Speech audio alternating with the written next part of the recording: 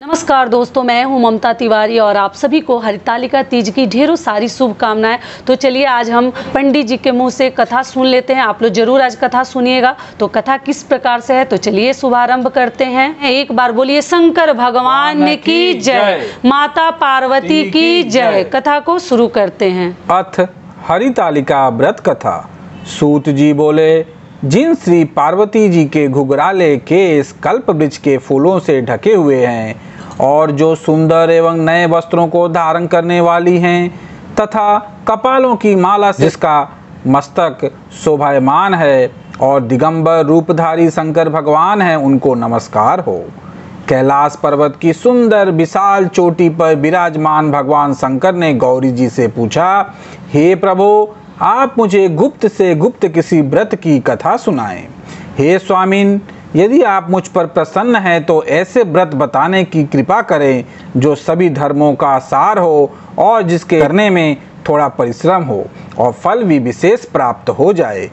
यह भी बताने की कृपा करें कि मैं आपकी पत्नी किस व्रत के प्रभाव से हुई हूँ। हे जगत के स्वामिन, आप यदि मध्य अंत से रहित हैं, आप मेरे पति किस दान अथवा पुण्य के प्रभाव से हुए हैं। शंकर जी बोले, हे दवी सुनो, मैं तुमसे वह उत्तम व्रत कहता हूँ जो परम गोपनीय एवं मेरा सर्वस्व है। वह व्रत जैसे कि ताराओं में चंद्रमा, ग्रहों में सूर्य, वर्णों में ब्राह्मण, सभी देवताओं में विष्णु, नदियों में जैसे गंगा, पुराणों में देव, वेदों में सामवेद, इंद्रियों में मन जैसे श्रेष्ठ समझे जाते हैं, वैसे ही पुराण एवं वेदों का सर्वस्व इस व्रत को शास्त्रों ने कहा है, उसे एकाग्र मन से स्मरण करो। इसी व्रत के प्रभाव से तुमने मेरा अर्धाश्रम प्राप्त किया है। तुम मेरी परम प्रिया हो, इसी कारण वह सारा व्रत मैं तुम्हें सुनाता हूँ। भादों का महीना हो, शुक्ल पक्ष की तृतीया तिथि हो, हस्त नक्षत्र हो, उसी दिन इस व्रत के अनुष्ठान से मनुष्यों के सभी पाप भस्मीभूत हो जाते हैं। हे देवी सुनो, जिस महान व्रत को तुमने हिमालय पर्वत पर धारण किया था, वह सबका पूरा वृतांत मुझे श्रवण करो। श्री पार्वती जी बोली, भगवान, वह सर्वोत्तम व्रत मैंने किस प्रकार किया था, यह सब हे महेश्वर मैं आपसे सुनना चाहती हूँ। शिव जी बोले, हिमालय नामक एक उत्तम महान पर्वत है। नाना प्रकार की भूमि तथा वृक्षों से वह शोभायमान है। अनेकों प्रकार के पक्षी वहां अपनी मधुर बेलाओं से उसे शोभायमान कर रहे हैं एवं चित्र विचित्र मृगादिक पशु वहां विचरते हैं। देवता, गंधर्व, सिद्धचारण एवं गृहक प्रसन्न होकर वहां घूमते रहते हैं। गंधर्व वर्जन गायन करने में मग्न रहते हैं। नाना प्रकार की वैदुर्य मणियां एवं सोने की ऊंची ऊंची चोटियों रूपी भुजाओं से आकाश पर लिखता हुआ दिखाई देता है। उसका आकाश से स्पर्श इस प्रकार से है जैसे कोई अपने मित्र के मंदिर को छू रहा हो।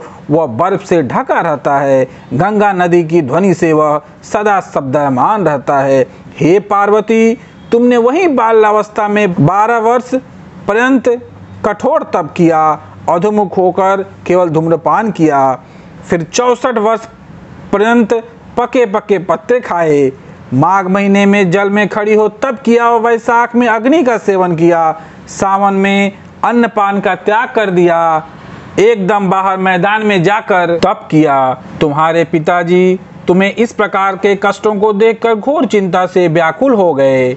उन्होंने विचार किया कि यह कन्या किसको दी जाए। उस समय ब्रह्मा जी के पुत्र परम धर्मात्मा श्रेष्ठ मुनि नारद जी तुम्हें देखने के लिए वहां आ गए। उन्हें अधर्य आसन देकर हिमाचल ने उनसे कहा, हे श्रेष्ठ मुनि, आपका आना शुभ हो। बड़े भाग्य से ही आप जैसे ऋषियों का आगमन होता है। कहिए, आपका शुभागमन किस कारण से हुआ। श्री नारद मुनि बोले, हे पर्वतराज सुनिए, मुझे स्वयं विष्णु भगवान ने आपके पास भेजा है। आपकी यह कन्या रत्न है। किसी योग्य व्यक्ति को समर्पण करना ही उत्तम है।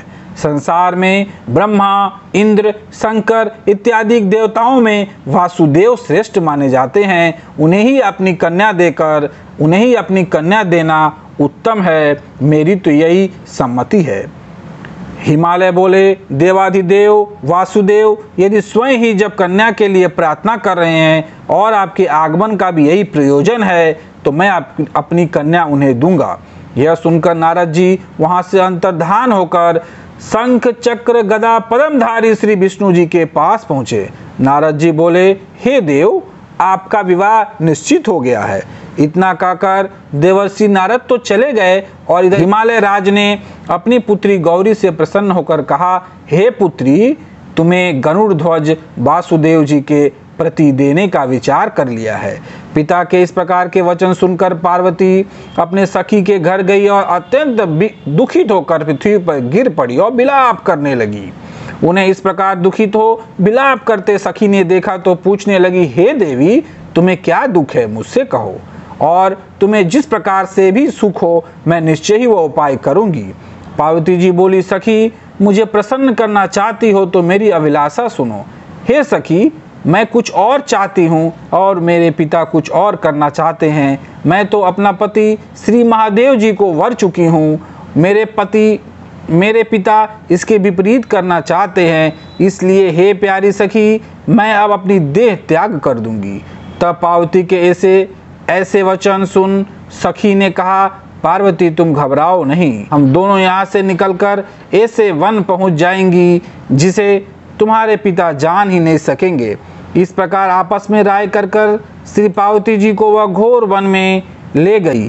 तब पिता हिमालय राज ने अपनी पुत्री को घर में न देखकर इधर उधर खोज किया, घर घर ढूंढा, किंतु वह न मिली तो विचार करने लगे, मेरी पुत्री को देव दानव किन्नरों में से कौन ले गया? मैंने नारद के आगे विष्णु जी के प्रति कन्या देने की प्रतिज्ञा की थी, अब मैं क्या दूंगा? इस प्रकार की चिंता करते करते मूर्छित होकर गिर पड़े। तब उनकी ऐसी अवस्था सुनकर हाहाकार करते हुए लोग हिमाचल राज के पास पहुंचे और मूर्छा का कारण पूछने लगे।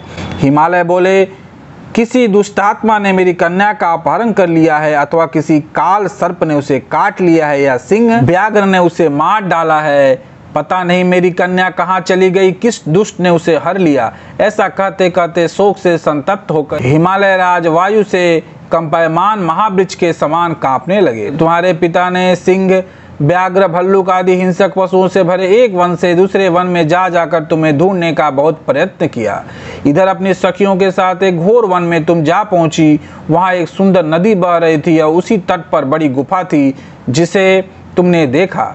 तब अपनी सखियों के साथ तुमने उस गुफा में प्रवेश किया। खाना पीना त्याग करके वहां तुमने मेरी पार्वती युक्त बालू का लिंग स्थापित किया।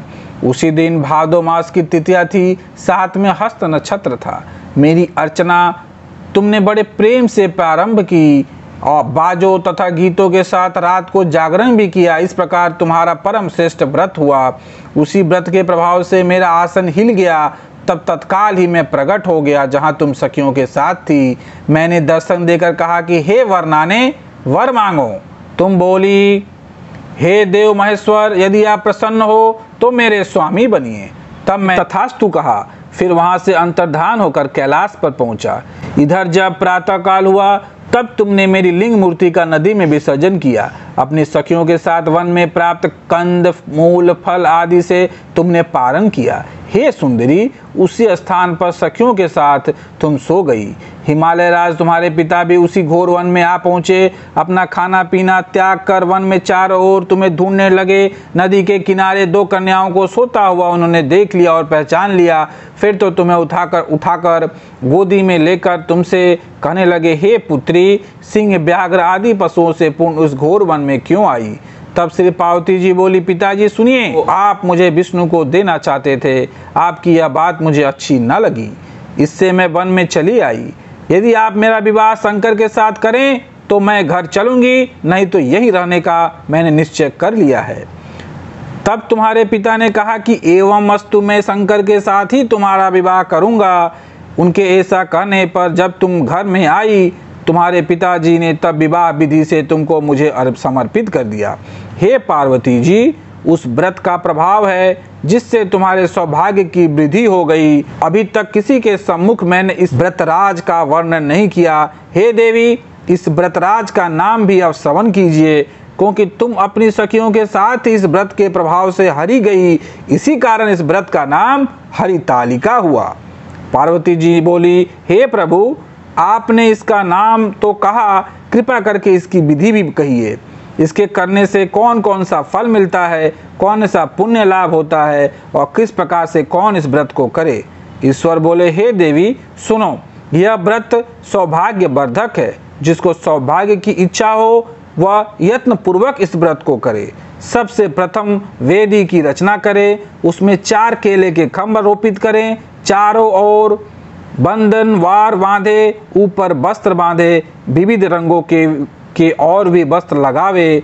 उस मंडप के नीचे की भूमि को अनेकों चंदनादि सुगंधित जल द्वारा लीपें, शंख मृदंग आदि बाज बजवाएं। वह मंडप मेरा सुंदर है, इसलिए नाना प्रकार से मंगल गीत वहाँ होने चाहिए। सुधरेती का मेरा लिंग श्री पार्वती के साथ ही वहाँ स्थापित करें। बहुत से पुष्पों के द्वारा गंध धूप आदि से मेरा पूजन करें। फिर नाना प्रकार के मिष्टान और नैवेद्य समर्पित करें। रात को जागरण करें। नारियल सुपारियाँ मौसमियाँ नींबू बकुल बीजपू नारंगियाँ एवं और भी ऋतु अनुसार बहुत से फल, उस ऋतु में होने वाले नाना प्रकार के कंद मूल, सुगंधित धूप दीप से आदि सब लेकर मंत्रों द्वारा पूजन करके चढ़ावे। मंत्र यह है, शिव शांत पंचमुखी शूली नंदी भृंगी महाकाल गणों से युक्त शंभु आपका नमस्कार है। शिवा शिवप्रिया प्रगति शिष्ट हेतु श्री पार्वती सर्वमंगल रूपो शिव रूपो जगत रूपा आपका नमस्कार है। हे शिवे नित्य कल्याणकारिणी जगदम्बे शिव स्वरूपे आपका बारंबार नमस्कार है। आप ब्रह्मचारिणी हो, जगत की धात्री सिंह वाहिनी हो, आपको नमस्कार है। संसार के भय संताप से मेरी रक्षा कीजिए। हे महेश्वरी पार्वती जी, जिस कामना के लिए आपकी पूजा की है हमारा वह कामना पूर्ण करें। राज्य सौभाग्य एवं संपत्ति प्रदान करें। शंकर जी बोले, हे देवी, इन मंत्रों एवं प्रार्थनाओं द्वारा मेरे साथ तुम्हारी पूजा करें और विधि पूर्वक कथा श्रवण करें। फिर बहुत सा अन्नदान करें। यथाशक्ति वस्त्र श्रवण ज्ञान ब्राह्मणों को दें एवं अन्य ब्राह्मणों को भूयसी दक्षिणा दे। स्त्रियों को भूषण आदि प्रदान करें। हे देवी, जो स्त्री अपनी पति के साथ भक्ति युक्त चित्त से सर्वश्रेष्ठ इस व्रत को सुनती तथा करती है, उसके सभी पाप नष्ट हो जाते हैं। 7 जन्मों तक उसे राज्य की प्राप्ति होती है और सौभाग्य की वृद्धि होती है। और जो नारी शुक्ल पक्ष के तृतीया के दिन व्रत नहीं धारण करती, आहार कर लेती है, वह 7 जन्मों तक बंध्या रहती है एवं जन्म जन्म में विधवा हो जाती है। दरिद्रता पाकर अनेक कष्टों को उठाती है और उसे पुत्र शोक छोड़ता ही नहीं। और जो उपवास नहीं करती वह घोर नरक में पड़ती हैं। अन्न के आहार करने से उसे सुकरी का जन्म मिलता है, फल खाने से बानरी होती, जल पीने से जोंक होती है, दूध पीने से सर्पणी होती है, मांसाहार से ब्यागड़ी होती है, दही खाने से बिल्ली होती है, मिठाई खा लेने पर चींटी होती है, सही वस्तुएं खा लेने पर मक्खी हो जाती है, सो जाने पर अजगरी का जन्म पाती है, और पति के साथ ठगी करने पर मुर्गी होती है।